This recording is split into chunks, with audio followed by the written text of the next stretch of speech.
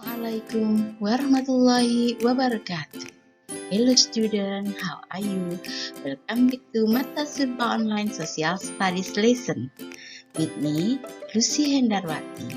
Our topic today is pembahasan kisi-kisi pas semester Gasal tahun 2020. Alright, before we start, let's say the doa. Bismillahirrahmanirrahim. Raditu billahi robba wa bil islami dina wa bi muhammadin nabiyya wa rasula. Rabbi zidni ilma warzuqni fahma waj'alni min ibadikas sholihin. May Allah let our heart be filled with light and insight and understanding and knowledge. Amin.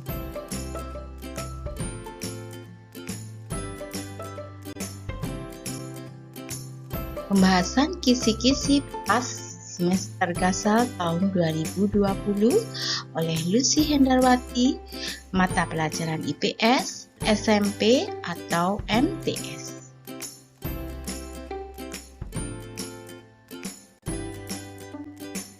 Pembahasan nomor 1. Soal nomor 1 yaitu akan diberikan peta.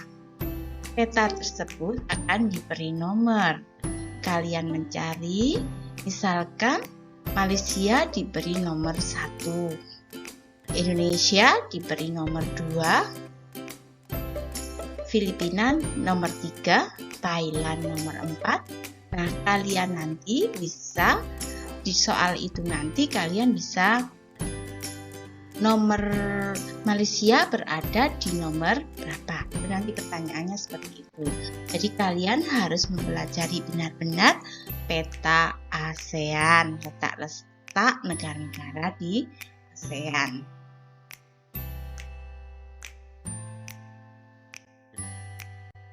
Berikutnya pembahasan nomor 2 sampai nomor 4. Soal nomor 2, latar belakang berdirinya ASEAN, yaitu persamaan geografis, yaitu sama-sama di Asia Tenggara. Persamaan sejarah, semuanya pernah dijajah oleh bangsa Eropa, kecuali Thailand. Dan persamaan sumber daya alam. Di Asia Tenggara, sumber daya alamnya hampir mirip, khususnya tentang sumber daya alam kebutuhan pokok, yaitu yang paling menonjol di Asia Tenggara adalah penghasil beras, sayuran, dan buah. Nomor 3, karakteristik negara-negara di Asia Tenggara. Nanti di soal akan ditunjukkan negara-negara yang memiliki karakteristik. Misalkan Indonesia yang sangat mencolok yaitu ada bangunan Candi Borobudur yang berada di Jawa Tengah. Kalau Malaysia, karakteristiknya yang paling menonjol yaitu penghasil karet nomor 1 di dunia. Thailand memiliki bangunan yang sering dikunjungi para wisatawan asing seperti Candi Borobudur. Yang terkenal adalah bangunan Wat Arun. Wat Arun itu mirip Candi Borobudur, namun bentuknya tidak seperti itu. Dan Thailand sebagai penghasil karet nomor 3 di dunia. Berikutnya nomor 4. Karakteristik negara-negara anggota ASEAN. Misalnya, Brunei terletak di 4 derajat lintang utara sampai 6 derajat lintang utara. Malaysia terletak di 1 derajat lintang utara dan 7 derajat lintang selatan.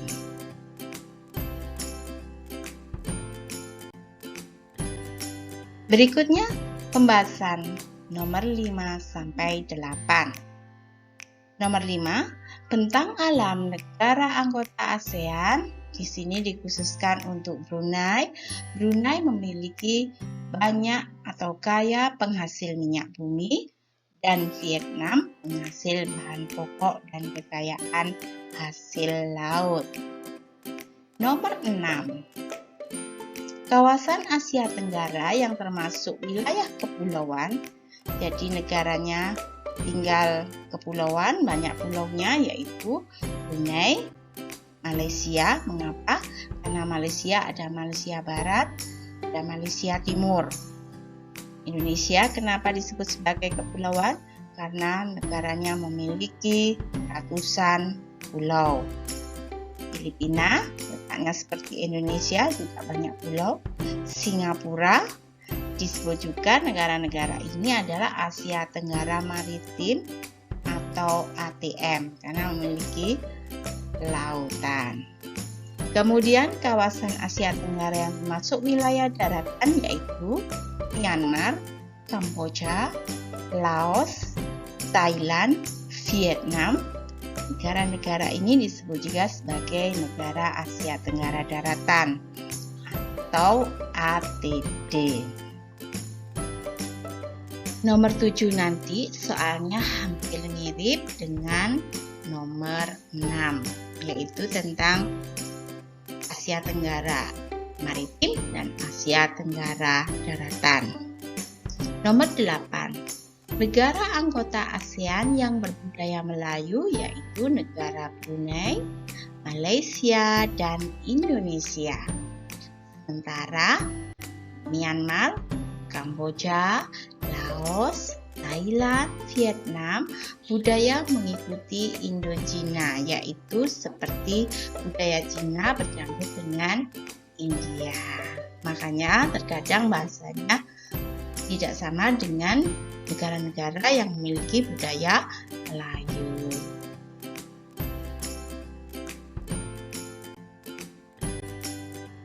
Pembahasan nomor 9 sampai nomor 12. Faktor pendorong berdirinya ASEAN tadi sudah kita bahas sama dengan nomor 2. Nomor 10. Faktor penghambat kerjasama antara negara-negara di ASEAN yaitu perbedaan ideologi.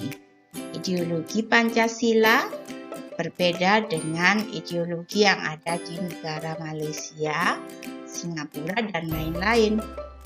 Jadi akan menghambat kerjasama karena perbedaan ideologi. Beda penyesuaian masalah. Jadi masalah tiap-tiap negara memiliki perbedaan, maka harus kita tanggulangi sering berunding. Kemudian ada anggapan sempitnya dasar kerjasama. Kita terkadang ASEAN negaranya kalau ada yang memiliki beranggapan nggak mau kerjasama itu akan menghambat kerjasama di ASEAN. Dan beda cita-cita dan tujuan. Tiap negara memiliki cita-cita dan tujuan yang berbeda-beda, serta konflik sesama anggota ASEAN.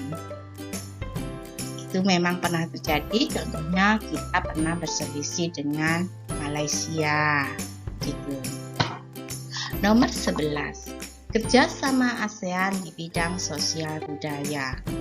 Contohnya, Kongres Pemuda ASEAN, pertukaran acara televisi ASEAN, dan festival lagu ASEAN yang sekarang digagas oleh Indonesia yaitu Indosiar, yaitu Akademi Asia Tenggara untuk kontes dangdut.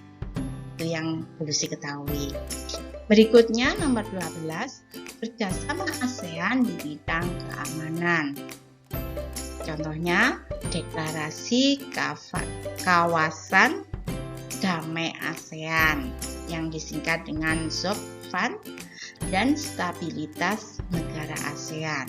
Harapannya dengan stabilitas negara ASEAN dan ASEAN yang damai sehingga kerjasama kita menjadi lancar.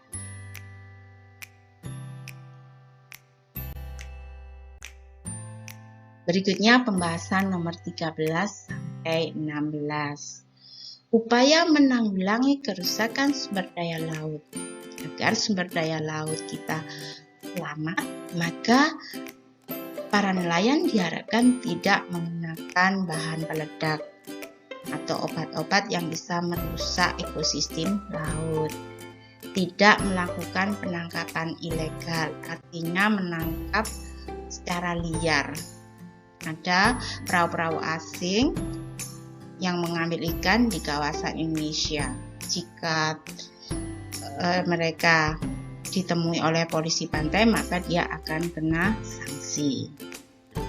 Yang berikutnya adalah serta pemberdayaan maksimal terumbu karang. Kita harus melindungi terumbu karang kita agar lestari, sehingga ikan-ikan yang ada di Indonesia ekosistemnya tidak. Berikutnya, nomor 14, bentuk kerusakan sumber daya hutan di Indonesia. Indonesia kaya akan hutan, maka harus dilindungi. Boleh ada kerusakan, namun kerusakan tidak bisa dihindarkan jika ada penebangan secara liar, ada kebakaran hutan. Contohnya kebakaran hutan ini karena ada gesekan antara ranting yang satu dengan ranting yang lain sehingga menjadi api, atau bisa jadi para pendaki-pendaki gunung di hutannya dia tidak mematikan api yang setelah digunakan memasak sehingga menjalar, terjadilah kebakaran hutan. Kemudian ada penebangan secara liar yang menyebabkan hutan menjadi gundul, akibatnya tanahnya longsor dan tandus. Nomor 15, dampak positif perkembangan iptek terhadap kemajuan transportasi. Karena ada kemajuan transportasi, memajukan ekonomi, karena kita bisa menjual barang dari daerah lain atau negara lain dengan mudah karena transportasinya sudah bagus.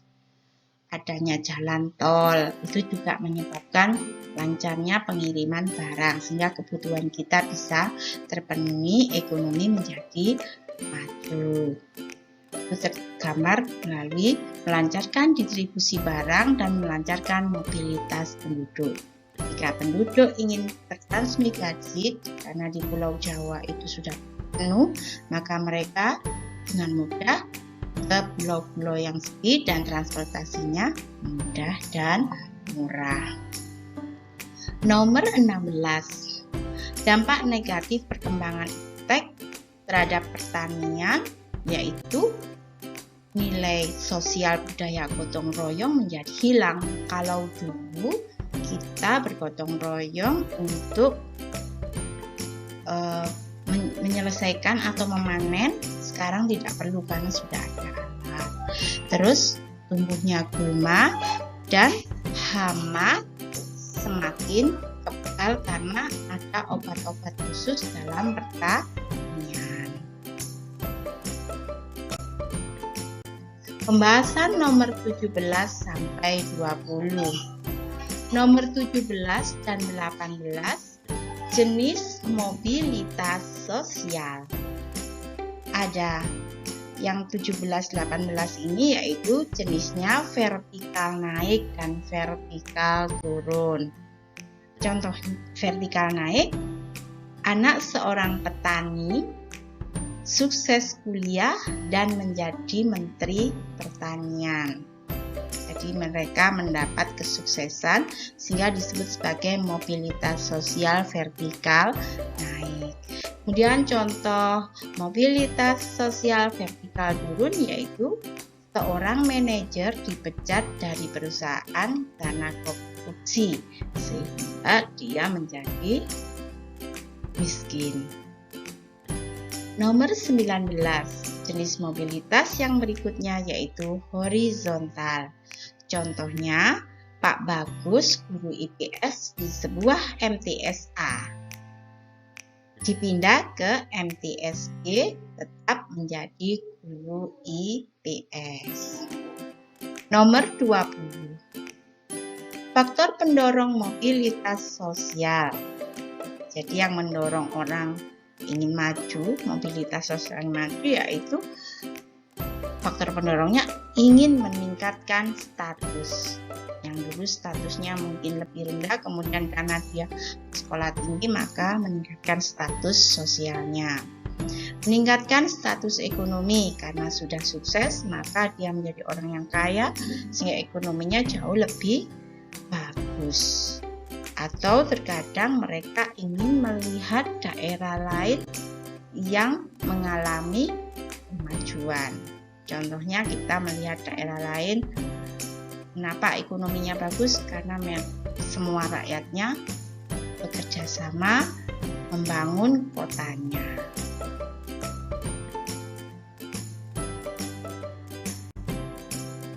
Pembahasan nomor 21 sampai nomor 25.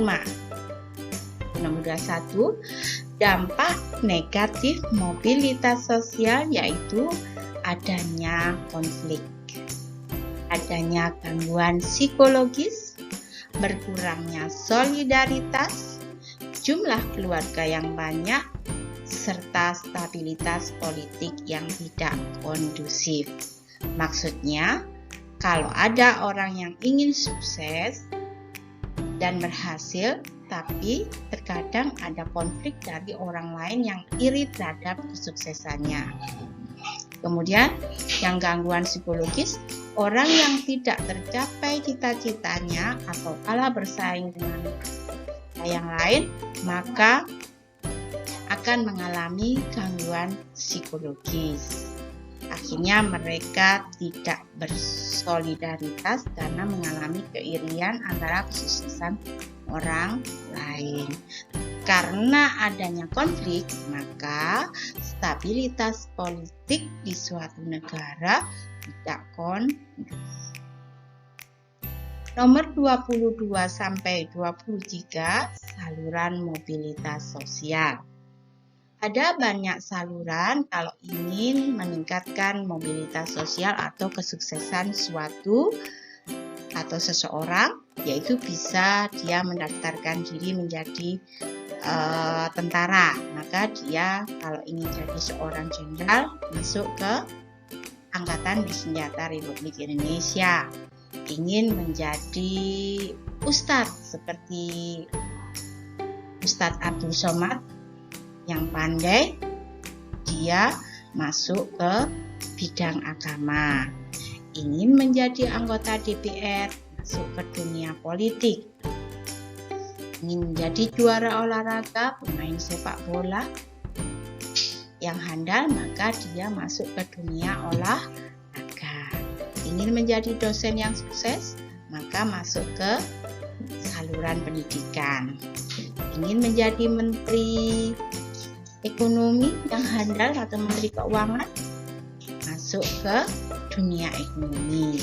Kalau ingin menjadi dokter yang sukses, maka masuk ke dunia keahlian. Atau terkadang ada orang ingin menjadi kaya, mereka melalui pernikahan dengan orang yang lebih kaya. Untuk nomor 24 nanti akan disajikan nama suku bangsa dengan daerah asalnya. Misalkan nanti ada ditulis di soal itu, Sumatera Barat memiliki suku Batak Toba, ada Batak Karo, ada Batak Mandailing. Kalau di Aceh ada suku Aceh, ada suku Bayo, ada suku Tamiang.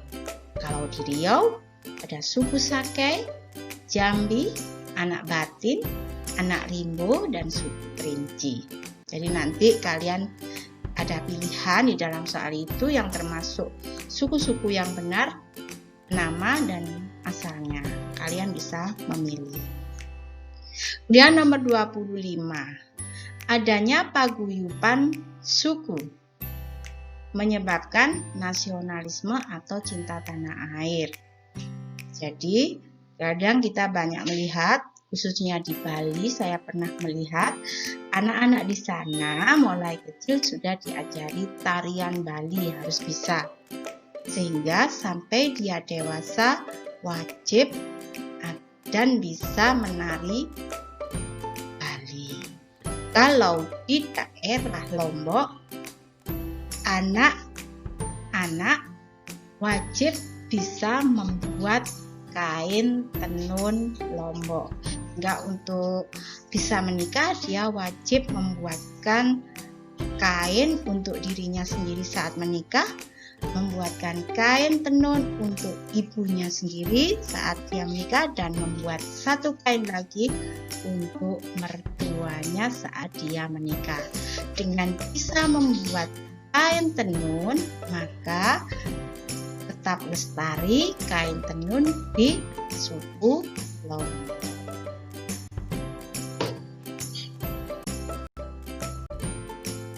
Pembahasan nomor 26 sampai 30. Nomor 26, kalian harus tahu gambar dari rumah adat. Misalkan rumah gadang berasal dari Sumatera Barat. Itu gambarnya kalian harus tahu. Kemudian rumah joglo dari Jawa. Kemudian Gampura Candi Bentar, bentuknya kalian tahu, maka berasal dari Bali. Kemudian ada rumah Baruniang, gambarnya bagaimana kalian lihat, berasal dari Wairebo, Nusa Tenggara Timur. Nomor 27, sikap yang seharusnya dimiliki masyarakat dalam menyikapi pluralitas atau keberagaman di Indonesia, yaitu mengakui perbedaan budaya dan kesederatannya dan menghormati budaya lain. Di Indonesia banyak suku bangsa, maka setiap warga Indonesia diharapkan mengakui perbedaan dan semua suku itu sama dan baik. Sehingga kita perlu menghormati budaya yang lain agar tidak muncul konflik. Nomor 28. Wujud kebudayaan menurut J.J. Hunnikman itu ada 3, bentuknya gagasan, aktivitas, dan artefak. Gagasan itu berupa ide, nilai, norma. Bentuknya abstrak sehingga tidak bisa disentuh. Kemudian aktivitas. Aktivitas itu tindakan. Juga abstrak, tidak bisa disentuh. Nah, yang ketiga yaitu artefak. Artefak ini hasil karya, bisa disentuh. Sehingga budaya itu ada bentuknya ada ide atau gagasan dulu, kemudian ada tindakan, dan dari tindakan itu akan menghasilkan artefak atau hasil karya. Nomor 29, fungsi keragaman budaya. Contohnya di Indonesia, budayanya sangat beraneka ragam, tapi tetap disatukan oleh Bhinneka Tunggal Ika, sehingga bisa dikembangkan dan menjadi daya tarik wisatawan asing, sehingga mengembangkan budaya nasional dan mengembangkan sikap toleransi. Jika kalian ingin melihat budaya yang beraneka ragam, jika kalian tidak memiliki uang yang banyak, cukup ke Jakarta, yaitu ke Taman Mini Indonesia Indah. Di sana sudah ada rumah adat, ada pakaian adat, alat musik daerah, semua tersedia dan kita bisa menikmati di sana. Kemudian nomor 30, dampak negatif pluralitas sosial. Pluralitas itu kan keanekaragaman, memiliki dampak negatif yaitu adanya diskriminasi, ada juga rasisme, ada juga budaya lokal memudar karena mengikuti budaya asing, yang saat ini budaya asing masuk ke Indonesia dan anak-anak kadang kurang bisa mempelajari budaya dirinya sendiri, mengikuti budaya asing. Diharapkan anak-anak jika di sekolah kalau ada karawitan harusnya bisa. Jangan terlalu mengikuti budaya asing yang berlebihan sehingga mengurangi dampak negatif pluralitas sosial. Pembahasan nomor 31 sampai nomor 35. Nomor 31, penyebab konflik adalah perbedaan individu. Jadi kemauan individu berbeda terkadang menjadi konflik. Kemudian perbedaan budaya. Ada budaya yang menganggap budayanya sendiri lebih bagus sehingga mengolok-olok budaya yang lain. Itu menyebabkan konflik. Kemudian beda kepentingan orang yang satu dengan kepentingan yang orang lain berbeda sehingga terjadi konflik. Kemudian perubahan sosial yang cepat dan kesenjangan sosial. Itu semuanya menyebabkan konflik. Untuk nomor 32 dan nomor 33 jenis konflik. Contoh konflik vertikal. Jadi jenis konflik ada konflik vertikal dan konflik horizontal.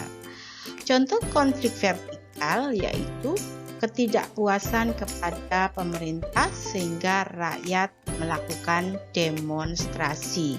Demo itu ada yang damai dan ada juga yang merugikan dengan cara merusak fasilitas-fasilitas umum. Contoh konflik horizontal yaitu konflik dua kelompok yang sama kedudukannya, yaitu misalkan tawuran antar pelajar karena pelajar dengan pelajar kedudukannya sama. Kalau di konflik vertikal itu ada kedudukan yang tinggi dan ada kedudukan yang rendah. Nomor 34 dan nomor 35 menyebutkan jenis konflik. Konflik individu yaitu pertengkaran Ali dan Ahmad. Itu contohnya. Konflik kelompok, geng A tawuran dengan geng B. Konflik lokal, konflik dalam rumah tangga, jadi lingkupnya kecil. Konflik nasional, contohnya sengketa tanah warga. Konflik internasional, yaitu contohnya konflik Palestina dan Israel.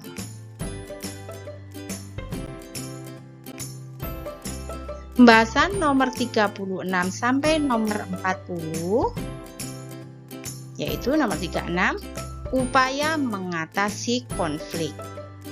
Ada 4, yaitu melalui mediasi, arbitrasi, negosiasi, rekonsiliasi. Mari kita bahas apa itu mediasi, arbitrasi, negosiasi, dan rekonsiliasi. Mediasi yaitu penyelesaian konflik melibatkan pihak ketiga atau penengah yang netral. Namun, pihak ketiga tersebut tidak berwenang mengambil keputusan, hanya sebagai penengah saja. Sementara arbitrase yaitu penyelesaian konflik melibatkan pihak ketiga yang berwenang mengambil keputusan. Jadi ada penengahnya dan dia sekaligus memutuskan konflik tersebut. Jadi bedanya mediasi, kalau mediasi pihak penengahnya tidak bisa mengambil keputusan, tapi kalau arbitrasi pihak ketiganya menjadi pengambil keputusan. Contohnya Pak Hakim, ya itu waktu ada sidang, Pak Hakim pihak ketiga mengambil keputusan. Untuk negosiasi yaitu penyelesaian konflik saling berunding dengan damai.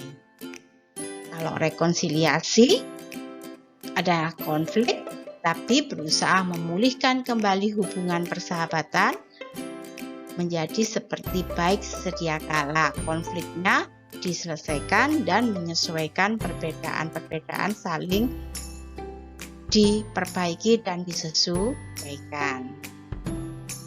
Nomor 37, dampak negatif konflik dalam masyarakat bisa dihindari dengan toleransi, dan saling menghormati perbedaan. Nomor 38, pengertian integrasi. Integrasi di sini, integrasi sosial adalah situasi dan kondisi yang mencerminkan kehidupan bersama dengan saling menghargai perbedaan. Nomor 39, faktor pendorong terwujudnya integrasi sosial atau penyesuaian sosial yaitu adanya toleransi. Toleransi itu saling menghormati. Ada juga perkawinan campuran sehingga orang Indonesia menikah dengan bangsa lain sehingga terjadi kesesuaian budaya dan mereka sangat menghormati antara suami dan istri dan harus memiliki sikap keterbukaan agar tidak terjadi konflik. Nomor 40, menghambat proses integrasi sosial. Integrasi sosial kalau pada nomor 39 itu dampak positifnya, namun ada penghambatnya, yaitu jika keragaman masyarakat dan masyarakat itu tidak mau memiliki sikap toleransi. Kemudian wilayah yang luas dan terpencar-pencar itu untuk penyesuaian terkadang mengalami kesulitan.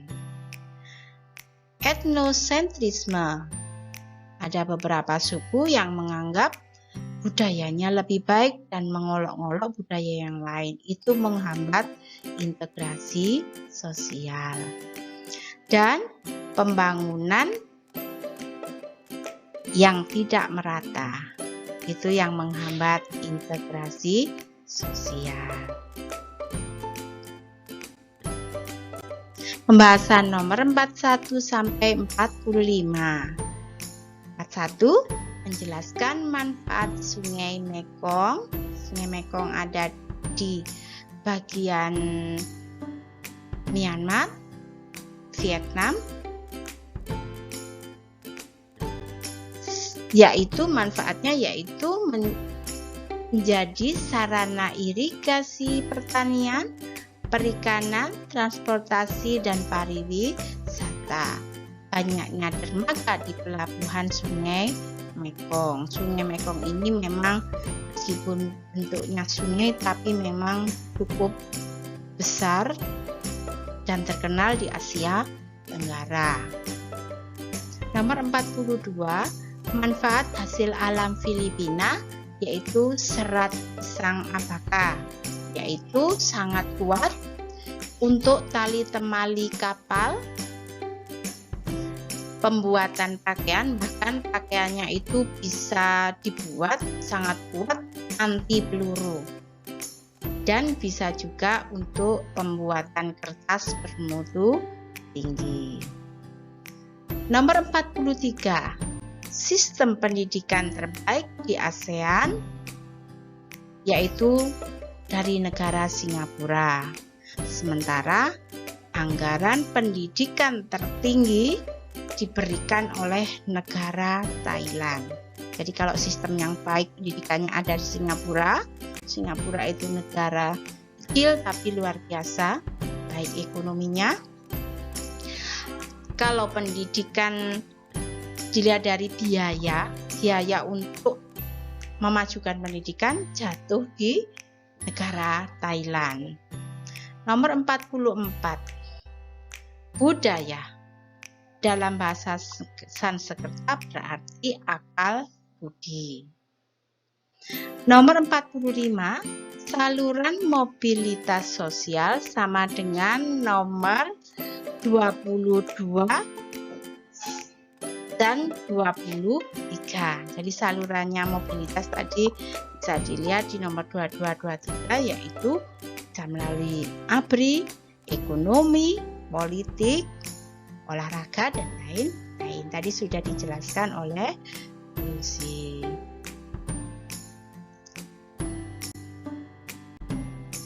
Pembahasan nomor 46 sampai 50. Nomor 46, asimilasi. dan akulturasi. Apa itu asimilasi? Asimilasi adalah pembauran dua budaya sehingga membentuk budaya baru, budaya lama menjadi datang. Misalkan di Indonesia ada budaya, kemudian datang budaya dari Thailand. Kemudian dua budaya itu bercampur, akhirnya budaya Indonesia hilang, budaya Thailand hilang, muncul kebudayaan baru. Tapi ada juga yang tidak demikian, yang namanya akulturasi. Adalah pembauran dua budaya namun tidak menghilangkan budaya aslinya. Contohnya budaya Indonesia gamelan atau karawitan juga mendapat pengaruh dari India, tapi budaya Indonesianya tetap ada. Kemudian nomor 47, cara meredakan pertikaian. Kembali lagi, cara meredakan konflik harus ada toleransi, ada diskusi, dan ada penyesuaian pendapat. Jadi ada yang mengalah. Nomor 48, saluran mobilitas sosial, sama dengan 22 dan nomor 23. Nanti ada kasus-kasus, kalian bisa menyebutkan jawabannya apakah lewat jalur APRI atau jalur agama, politik, olahraga, dan lain. Nomor 49, peran sekolah dalam lembaga sosial. Di sekolah memiliki peran yang luar biasa terhadap lembaga sosial, yaitu memberikan pengetahuan dan keterampilan. Karena dengan pengetahuan dan keterampilan, seorang siswa kelak di kemudian hari akan mendapatkan bekal hidup dari hasil pengetahuan dan keterampilan. Nomor 50, contoh mobilitas vertikal juga sudah dibahas di nomor 17 dan 18.